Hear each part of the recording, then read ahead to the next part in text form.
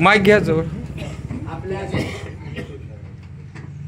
आपल्या सर्व ऐश्वर्याचा त्याग करून खडतर तपश्चर्या करून ठेवा तिथं, आवाज येतोय आपोआप. टेबलवर ठेवला तर येतोय. असे तथागत भगवान बुद्ध यांची आम्ही आमच्या पूजास्थानी मांडणी करतो आणि त्यांची पूजा घेतो.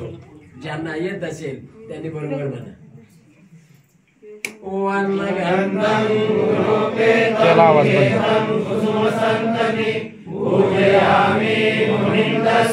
श्रीपाद सरोरोहे पूजे मी बुद्धं कुसुमेन नेन पूयेन मेतेन लभामि मोक्षं रूपं विलायति यथा इदं मे कायो तथा याति विनाशभाव घनसारपदीतेन दीपेन तमधंसिना तिलोकदीपं सम्बुद्धं पूजयामि तमोनुदं सुगन्धिकाय वदनं अनन्तगुणगन्धिना सुगन्धिना गन्धेन पूजयामि तथागतं बुद्धं धम्मं च संघं सगततनुभवा धावतो धातुगभ्ये लंकाय जम्बुदीपे तिदसपुरवरे नागलोके चतुपे सबे बुद्ध सबिंबे सकल दस दिसे केसलोमादि धातु वंदे सबेपि बुद्धं दसवलतनुजं बोधिचैत्यं नमामि वन्दामि चैत्यं सबठानेषु पठित शारीरिक धातु महाबोधि भूतरूपं सकलं सदा. हा जरा एक मिनिट. त्याबरोबरच 14 ऑक्टोबर 1956 साली खऱ्या अर्थाने ज्यांनी जंगलातील पशु पक्षी आणि वृक्ष यांना अभयदान दिलं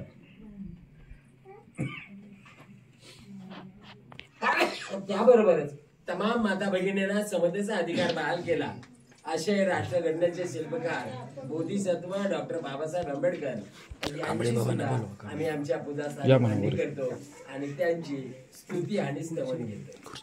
सकल विदुर्जानं देवरूपं सुजीव नैमल चाकू गभीर घोषं गौरवर्णं सुकाय अभयचित्तं निभयकामं सुरतधामं सुपेम वीरतरजं सुजनेतं भीमरावं सरामि. या सावकार खुर्च्या नाही गेली बसा.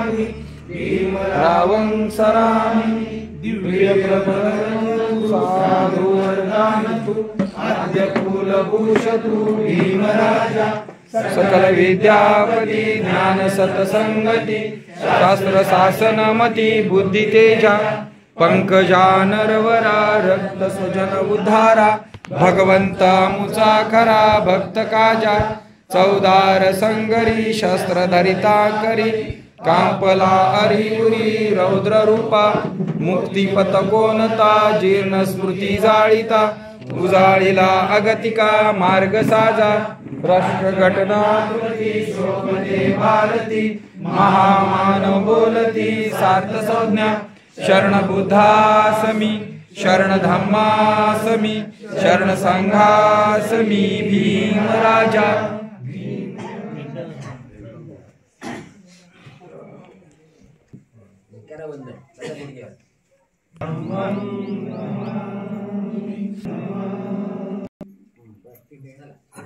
चला आता सर्वांनी समजायला बोलण्याची तयारी करा.